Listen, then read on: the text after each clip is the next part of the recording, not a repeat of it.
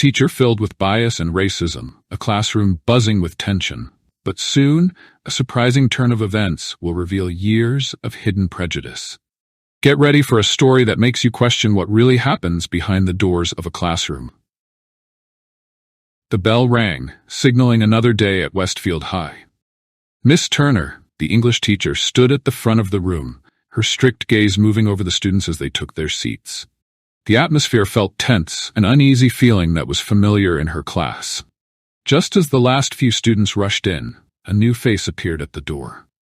Layla King entered, her backpack hanging from one shoulder. The other students looked at her, some curious, others wary. Miss Turner's lips tightened as she watched Layla head to an empty desk. Well, she said in a sugary tone that didn't sound sincere. It seems we have a new student. I hope you're able to handle our tough curriculum. Her extra emphasis on tough made her doubts clear. Layla held her gaze but didn't respond. As Miss Turner turned back to the board, the room's atmosphere shifted, a silent storm brewing just beneath the surface. Tension hung in the air. What happens when a teacher's prejudice meets a student's quiet courage? Layla's next steps might change everything. Miss Turner cleared her throat, her eyes narrowing on Layla. Today, we're discussing themes of power and oppression in To Kill a Mockingbird. Who would like to start? She scanned the room, purposely ignoring Layla's raised hand. After calling on several other students, she finally acknowledged Layla with a forced smile. Yes, Miss King, would you like to add something? Layla straightened, speaking calmly. I think the novel shows how systemic racism? Systemic racism? Miss Turner interrupted with a sarcastic tone. My dear, you're confusing this classic American novel with current political issues. Unease spread through the room. Some students looked away uncomfortably, while others watched, curious about what would happen next. Layla took a deep breath, holding on to the edge of her desk. With respect, Miss Turner, the racial injustice in the book reflects. That's enough. Miss Turner interrupted again, waving her hand dismissively. Maybe focus on understanding the text itself, rather than bringing in your own ideas. The room felt even tenser. Layla's jaw clenched, but she stayed silent, her steady posture showing quiet defiance that seemed to unsettle Miss Turner even more. The teacher turned back to the board, the marker squeaking as she wrote. Now let's discuss the actual themes the author intended. Can anyone explain the symbolism of the mockingbird? Throughout the lesson, Miss Turner ignored Layla's attempts to participate. Each time Layla raised her hand, the teacher's gaze passed right over her. The message was clear. Layla's voice wasn't welcome in this class. Some students exchanged worried glances, uncomfortable with what they were seeing. Others seemed to enjoy it, sneaking smirks at Layla. Layla's frustration was clear in her tense shoulders and the determined way she took notes, refusing to be pushed aside or ignored. As class ended, Miss Turner announced a group project. I'll be assigning the groups so no one feels out of place, she added, smirking slightly. Layla's eyes narrowed, understanding the message. She squared her shoulders, meeting Miss Turner's gaze with calm determination. When the bell rang, signaling the end of class, Layla gathered her things slowly, unbothered. Just as she reached the door, Miss Turner called. Miss King, a word? Layla turned, her expression controlled. Yes, Miss Turner? Miss Turner's smile was cold. I hope you understand that in this class, we focus on facts and analysis, not personal ideas. I wouldn't want to see you struggle because you can't keep your feelings separate from the curriculum. For a moment, Layla was silent, then replied calmly, I understand, Miss Turner. I look forward to showing my analysis skills in our next discussion. With that, she left, leaving Miss Turner watching her, a flicker of doubt on her face. Days went by, and Miss Turner's doubt turned into a cold resolve. She would show Layla who was in charge, no matter the cost. The next class would push Layla's strength to its limit. The following week, Layla entered the classroom with her head held high, ready for whatever came her way. Miss Turner's eyes followed her intensely, watching her every move. Miss King, are you chewing gum? She asked sharply. Layla froze, surprised, as she wasn't chewing gum at all. No, Miss Turner, Layla began, but Miss Turner cut her off. Don't lie to me. Spit it out this instant. Her tone dripped with disdain. Layla's classmates shifted uncomfortably, some looking away, while others couldn't look away from the scene. Layla got up, walked to the trash can, pretended to spit out gum, and returned to her seat. The room was silent. As the class went on, Miss Turner continued her harsh behavior, criticizing everything Layla did, from her handwriting to her posture. "Sit up straight, Miss King. This isn't a casual hangout," she snapped, ignoring that Layla's posture was just like everyone else's. Layla clenched her jaw, gripping her pen, trying to stay calm. The class began to divide. Some students, like Sophia in the front row, shot Layla sympathetic glances when Miss Turner wasn't looking. Others, encouraged by Miss Turner's behavior, joined in with snickers and whispers. During a discussion, Layla raised her hand again. Miss Turner's lips curled into a cold smile. "Yes, Miss King, enlighten us with your unique perspective." Layla started speaking, but Miss Turner interrupted almost immediately. "Could you please speak more clearly? Not everyone can understand certain accents." A shocked gasp ran through the classroom. Layla's eyes widened, fists clenched under her desk. The racism, once subtle, now stood bare and ugly. As the bell rang, Miss Turner called, "Miss King, please stay after class. We need to discuss your performance." Layla walked to her desk, her heart racing, but her face calm. Miss Turner looked up with cold eyes. "Your attitude is becoming a problem, Miss King. If you can't meet the standards of this class, maybe you should consider finding a more suitable place." Layla took a deep breath and said firmly, "I understand, Miss Turner. I'll keep doing my best, as I always have." As Layla turned to leave, Miss Turner added, "Oh, and Miss King, don't forget your group project presentation is due next week. I hope you're prepared." Layla nodded, her mind already planning.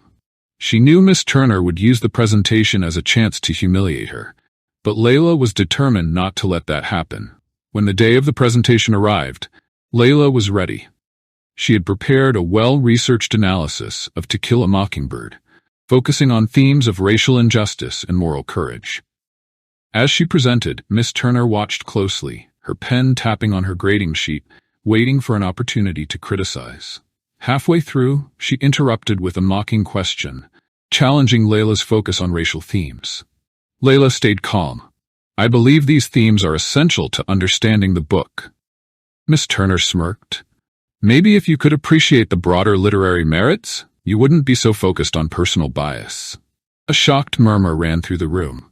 Layla clenched her hands, her composure starting to break. "My analysis isn't biased, Miss Turner. I've backed up each point with evidence." Miss Turner stood abruptly, her chair scraping against the floor. She walked to the front of the classroom, positioning herself between Layla and the other students. "Let's get one thing straight, Miss King," she said firmly. "This ongoing focus on race is not only misguided, but also disruptive to the classroom environment. Maybe at your previous school, narrow interpretations like this were acceptable, but here we expect a higher level of academic rigor." The room fell into a heavy silence. Some students looked down at their desks, unwilling to meet Layla's eyes, while others watched with a mix of horror and curiosity as their teacher continued her speech. "Furthermore," Miss Turner went on, raising her voice, "your tendency to bring modern political agendas into classic literature is both inappropriate and demonstrates a serious misunderstanding. I'm beginning to question if you're really prepared for the level of study this course requires." Layla's eyes shimmered with unshed tears, but she held her ground. "Miss Turner, I respectfully disagree. The themes of racial injustice in To Kill a Mockingbird are just as relevant today as they were when it was written. Ignoring these themes does a disservice to the author's intentions." "Enough," Miss Turner snapped. "Your attitude is bordering on insubordination. I suggest you sit down and consider if you're really ready for the standards of this class." Layla slowly gathered her materials, her shoulders heavy with humiliation, when a small voice spoke from the back of the room. "But I thought Layla's presentation was really good." Miss Turner turned sharply, her eyes narrowing. "And what do you know about literary analysis, Mr. Peterson? Would you like to join Miss King in detention so we can discuss your academic shortcomings as well?" The student shrank back, silenced. Miss Turner looked back at Layla, who stood frozen by her desk. "Well, sit down so we can move on to presentations that are actually worth our time." Layla sank into her seat, her face flushed with anger and shame. She could feel her classmates' eyes on her, some sympathetic, others amused by her discomfort. The injustice gnawed at her, but she forced herself to breathe steadily as Miss Turner called the next student to present. Layla's mind raced. She knew this couldn't go on, but what could she do? The teacher held all the power, and standing up for herself would only mean more humiliation. For now, she would endure, but a quiet determination took root within her. This wasn't over. As she sat, thinking about justice and finding a way to fight back, fate intervened. The classroom door opened, and Miss Turner looked up with a satisfied smile. "Class, I have an important announcement," she declared, her voice dripping with false sweetness. "I've decided it's time for a parent-teacher conference to discuss Miss King's academic progress." Layla's heart pounded, a mix of dread and defiance filling her. She knew her father would defend her, but the thought of him facing Miss Turner made her anxious. The students exchanged glances, some concerned, others curious. Miss Turner continued, oblivious to the storm building outside her classroom. "I've requested a meeting with Miss King's parents after school today. I'm sure they'll be very interested in hearing about her disruptive behavior and weak academic performance." As Miss Turner spoke, the sound of purposeful footsteps echoed down the hallway, growing louder with each step. The entire class seemed to hold its breath, sensing something significant was about to happen. The footsteps stopped outside the door. After a brief, tense pause, a firm knock broke the silence. Miss Turner frowned slightly, annoyed by the interruption. "Come in," she called, irritation lacing her voice. The door swung open to reveal a tall, distinguished man in a crisp suit. His commanding presence caught everyone's attention, and a wave of recognition passed through the students. It was Mr. King, the school principal. Layla's eyes widened with relief and surprise as she saw him. She glanced at Miss Turner, who was unaware of the connection between her targeted student and the visitor. Mr. King stepped into the room, his gaze scanning the students' faces until he reached Layla. A flicker of concern passed between them before he turned to Miss Turner, his posture radiating authority. "Miss Turner," he said, his voice calm but with an undertone of steel. "I hope I'm not interrupting anything important." Miss Turner straightened and gave her most professional smile. "Not at all, Mr. King. We were just wrapping up a lesson on To Kill a Mockingbird. Is there something I can assist you with?" Mr. King nodded, his eyes steady on her. "Actually, yes. I understand you requested a parent-teacher conference for one of your students." Miss Turner's smile broadened, clearly pleased by what she thought was his support. "Yes, that's correct. I think it's crucial to address some concerns before they become more problematic." "I see. And which student might this be?" Mr. King replied neutrally. Miss Turner gestured dismissively toward Lila. "Miss King, no relation to you, of course." Miss Turner chuckled at her own remark, unaware of the mounting tension in the room. Mr. King raised an eyebrow but gave no other reaction. "Is that so? Miss Turner, I think we should discuss this further, perhaps in private." Miss Turner nodded eagerly, imagining his support. "Of course, Mr. King. I'd be happy to explain my concerns about Miss King's performance and behavior." She began gathering her materials while Mr. King addressed the class. "Students, please continue with your assigned reading. We'll be just a moment." He gave Lila a small, reassuring smile that spoke volumes, bolstering her confidence. Miss Turner, still oblivious, led the way out of the room. Mr. King paused at the door to share one last look with his daughter, a glance filled with understanding and shared strength. As the door closed, excited whispers filled the room. Students leaned across desks, wondering what might unfold. Layla stayed silent, her gaze fixed on the door, knowing that beyond it, justice was finally within reach. Outside, Miss Turner's confident tone turned into stammering confusion as Mr. King's calm presence filled the space. Miss Turner led him to a vacant conference room, her heels echoing on the floor. She turned to face Mr. King, an expectant smile on her face. "Thank you for addressing this matter, Mr. King. I'm very concerned about Layla's attitude and behavior," she continued, but Mr. King listened impassively. "I see. Please explain," he said, expression neutral. Miss Turner eagerly listed her complaints. She disrupts the class with her unique perspectives, insisting on racial themes and even disregarding the book's broader literary merit. Mr. King raised an eyebrow. "So you think focusing on race is inappropriate for discussing a novel set around a racially charged trial?" Miss Turner hesitated, caught off guard. Well, I believe we should emphasize universal themes and not get bogged down by specifics. I see. Can you give specific examples of her disruptions? Of course. She questions my points and even argues with classmates, showing clear defiance toward authority, she explained, while Mr. King's expression grew colder. Miss Turner, might you be mistaking critical thinking for defiance? Miss Turner blinked in surprise. I hadn't thought of it that way, but maybe a different environment would suit her better. Mr. King's jaw tightened slightly. And what gives you that impression? Well, it's clear her previous education wasn't up to our standards, Miss Turner replied, oblivious to Mr. King's rising tension. Miss Turner, Layla's prior education was excellent, and I can personally attest to that. Her eyes filled with confusion. I don't understand. How could you know that? Mr. King looked straight at her. Because I'm Layla's father. Color drained from Miss Turner's face, her mouth opening in shock. Her confidence evaporated. I had no idea, she stammered. Clearly, he replied firmly. But ignorance doesn't excuse this behavior. You've displayed bias and a pattern of discrimination. Desperate, Miss Turner began to plead. Mr. King, please, I can explain. I never meant to. Mr. King raised a hand to silence her. Enough, Miss Turner. We'll have a longer conversation about this, but for now, you should return to class. Let's not keep the students waiting. As Miss Turner nodded numbly and turned to leave, Mr. King added, Oh, and Miss Turner, I'll be staying in your classroom for the rest of the day. I'd like to observe your teaching methods up close. His calm tone was steady, but there was a clear undercurrent of authority as he stepped back into the classroom, followed closely by the visibly shaken Miss Turner. The atmosphere changed instantly. The students straightened in their seats, alert to the tension now sparking between the adults. Class, Mr. King addressed the room, his voice calm yet firm. We need to have an essential discussion about respect, diversity, and the purpose of education. Miss Turner stood stiffly by her desk, her former confidence gone, glancing nervously at Mr. King and then at Layla, her mind still reeling from what she'd just learned. Mr. King continued, his eyes sweeping across the room.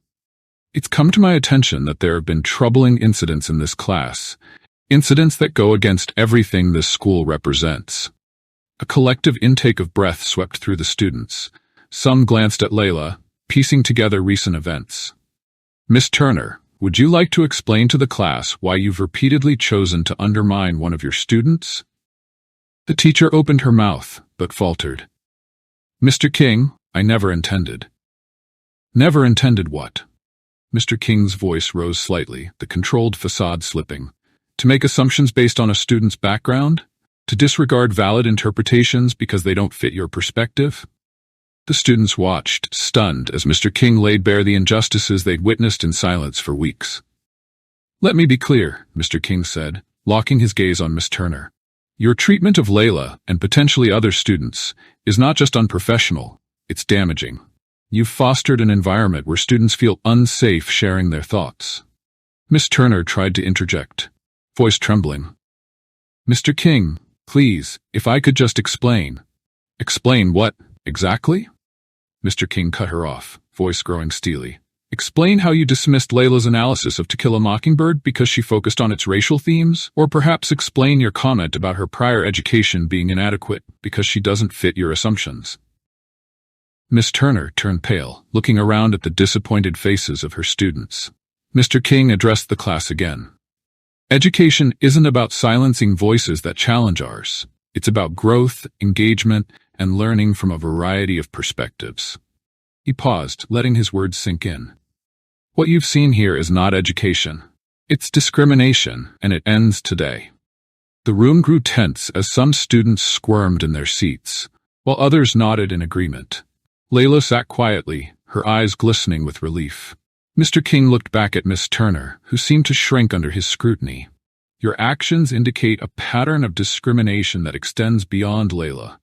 This behavior will be formally addressed. For today, I'll be leading this class.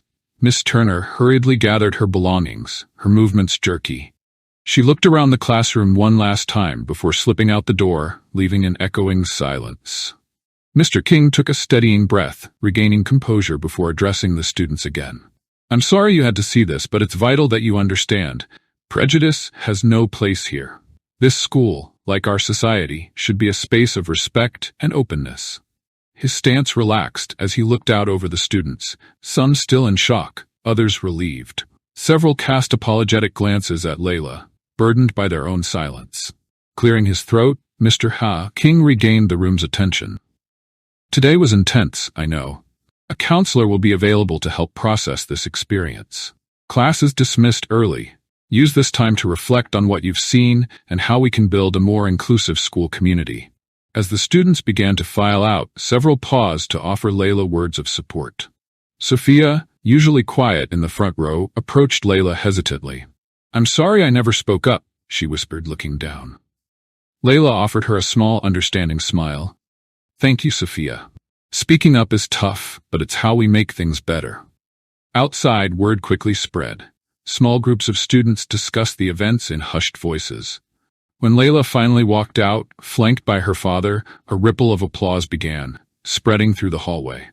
Layla held her head high, feeling the isolation and fear of recent weeks melt away, replaced by newfound strength. Her classmates didn't just see her, they recognized her resilience. Meanwhile, in the administrative office, Miss Turner faced the consequences.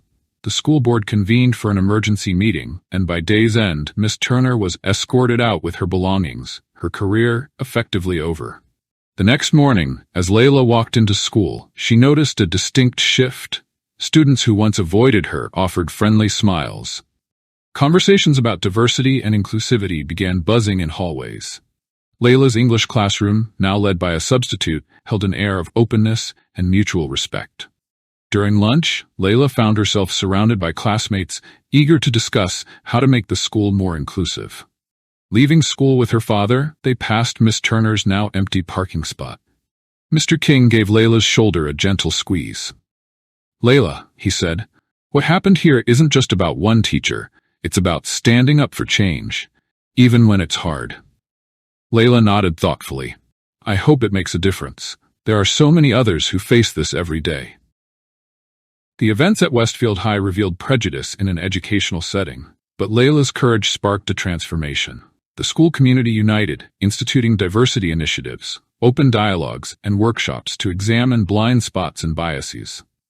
Layla's journey from silence to leadership underscored the power of resilience, inspiring others to challenge their own beliefs and take meaningful action.